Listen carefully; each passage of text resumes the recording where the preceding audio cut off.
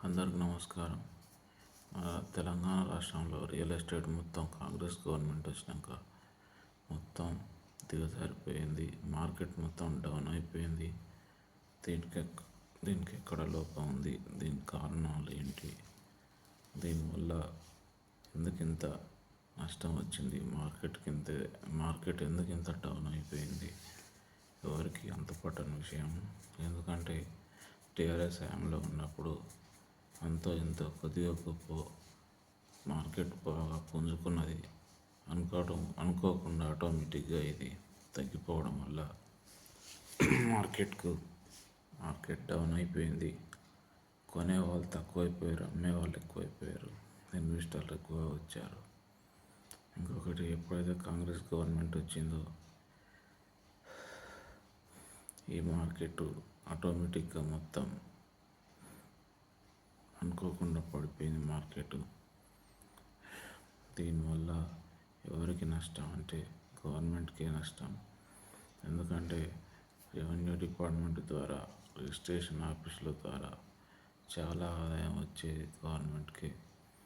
ఇలా రేట్ల మాంతం పెరిగిపోయాయి. మిడిల్ క్లాస్ వాడు కొనలేకపోతున్నాడు. రేట్లు మాత్రం పీక్ స్టేజ్కి వెళ్ళిపోయాయి. ఇలా ఒక సామాన్య మానవుడు హైదరాబాద్లో ప్లాట్ కొనాలంటే వెనుక ముందు ఆలోచించాల్సిన పరిస్థితి ఏర్పడ్డది. అందుకే దీనంతటికీ కారణం గవర్నమెంటే. ఎందుకంటే కొన్ని ప్రోత్సాహకాలు ఇవ్వాలి. ఒక రియల్ ఎస్టేట్ మీద కొన్ని లక్షల మంది వ్యాపారస్తులు ఆధారపడి బ్రతుకుతున్నారు. మధ్యవర్తులు కానీ, ఇన్వెస్టర్లు కానీ చాలామంది ఇందులో పెట్టుబడులు పెట్టి లాభాలు రాక వాళ్ళ దగ్గర మాత్రం డబ్బులు కొంతమంది దగ్గర ఉంటాయి, కొంతమంది దగ్గర ఉండవు. కొంతమంది పెట్టుబడులు పెట్టి బ్యాంకుల నుంచి అప్పులు తెచ్చి ప్లాట్లు చేసి, వెంచర్లు చేసి అమ్ముడుపోక పెట్టిన పెట్టుబడి రాక ఆత్మహత్యలు చేసుకున్న చాలామంది. ఒక హైదరాబాద్లోనే దాదాపు 2 లక్షల మంది ఇన్వెస్టర్లు ఈ రియల్ ఎస్టేట్ మీద ఆధారపడి బతుకుతూ ఉన్నారు. వాళ్ళ పరిస్థితి ఏంది? వాళ్ళకి ఎక్కడ దిక్కుచోచని పరిస్థితి ఏర్పడ్డది. ఎందుకంటే ఇలా వెంచర్లు చేస్తే అమ్ముడుపోని దశలో ఉన్నాయి కాబట్టి వాళ్ళు ఆలోచించి అమ్ముడుపోక చాలా ఇబ్బంది పడుతూ ఉన్నారు. దీనికంటే గవర్నమెంట్ ప్రోత్సహించాలి. ఎందుకంటే ఇన్వెస్టర్లు రియల్ ఎస్టేట్ అభివృద్ధి చెందితేనే రాష్ట్రం అభివృద్ధి చెందుతుంది. ఎందుకంటే రియల్ ఎస్టేట్ వల్ల గవర్నమెంట్కి విపరీతమైన ఆదాయం వస్తుంది. దీన్ని గవర్నమెంట్ గ్రహించాలి. ఎల్ఆర్ఎస్లను తగ్గించాలి. అలాగే రిజిస్ట్రేషన్ ఆఫీసులను తగ్గించాలి. రిజిస్ట్రేషన్లు ఏవైతే రేట్లు ఉన్నాయో అవి తగ్గించాలి. కానీ గవర్నమెంట్ ఏం చేసింది? దానికి అంతకు రెండింతలు పెంచుకుని తన ఆదాయం వచ్చేటందుకు రెండింతలు పెంచుకుని ఈ రెండింతలు పెంచుకున్నాక ఈ ప్రైవేట్ వ్యాపారస్తులు ఏం చేశారు? ప్లాట్ల రేట్లను మాత్రం పెంచేశారు. ప్లాట్ల రేట్లు మాత్రం పెంచేస్తే ఏమైంది? సామాన్య మానవుడు కొనలేని పరిస్థితి ఏర్పడింది. ఇలా ఒక ప్లాట్ 200 గజాలు కొనాలంటే మినిమం ₹1,00,00,000 అవుతుంది. ₹1,00,00,000 పెట్టి ప్లాట్ కొంటే మిగతా అతను ఇల్లు ఏం కట్టాలి, లోన్ ఏం తెచ్చుకుంటాడు, అతడు బతికేది, ఈఎంఐలు ఏంది, ఇవన్నీ ఆలోచిస్తున్నాడు సామాన్య మానవుడు. అందుకనే రియల్ ఎస్టేట్ అనేది తగ్గిపోయింది.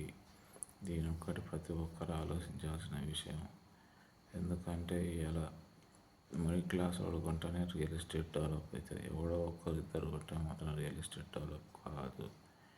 ఇంకొక విషయం ఏంటంటే రియల్ ఎస్టేట్ డెవలప్ అంటే గవర్నమెంట్ కూడా ప్రోత్సాహకాలు ఇవ్వాలి. గవర్నమెంట్ కూడా ఇన్వెస్టర్లకు వాళ్ళకి రేట్ ఆఫ్ ఇంట్రెస్ట్ తక్కువ చేసి వెంచర్లు చేసుకునేందుకు అన్ని వసతులు కల్పించాలి. పర్మిషన్లు ఇవ్వాలి.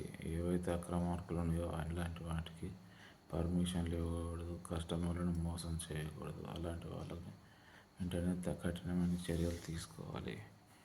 ఇంకొకటి ఏంటంటే ఎవరైతే పెట్టుబడిదారులు ఉన్నారో ఇన్వెస్ట్ చేయనిక వాళ్ళకు తగిన రుణ సదుపాయాలు కల్పించాలి. అలాగే ఏ ఏరియాలో అయితే వెంచర్లు చేస్తున్నా ఆ ఏరియాలో పెట్టుబడిదారులు కంపెనీలను తీసుకురావాలి. టీసీఎస్ కానీ, తర్వాత ఐటీ కంపెనీలను కానీ తీసుకొచ్చి అక్కడ ఆ ఏరియాని డెవలప్ చేస్తే కంపల్సరీ ఏదో ఒక విధంగా ఖచ్చితంగా రియల్ ఎస్టేట్ బాగుపడుతుంది. ఇదంతటికీ గవర్నమెంటే ప్రోత్సహించాలి. తగిన కంపెనీలు తగిన పెట్టుబడులు తీసుకొస్తేనే రియల్ ఎస్టేట్ అనేది ఊపందుకుంటుంది. ఇంకొకటి RRR ఏదైతే ఉందో అది తొందరగా వస్తే రియల్ ఎస్టేట్ వ్యాపారం పుంజుకొని హై స్టేజ్కి పెరిగే అవకాశం ఉంటుంది.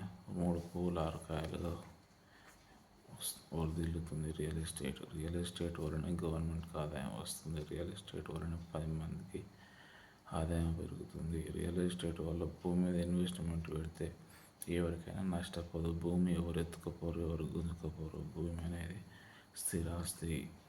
ఏదైనా బ్యాంకులో డబ్బులు వేస్తే పోతాయనే భయం ఉంటుంది. కానీ భూమి మీద ఇన్వెస్ట్మెంట్ చేస్తే 10 రూపాయలు చేస్తే 100 రూపాయలు అవుతున్నాయి. కాబట్టి భూమి అనేది ఎప్పటికీ ఎవరు దోసుకోరు, ఎవరు దొంగిలించలేరు.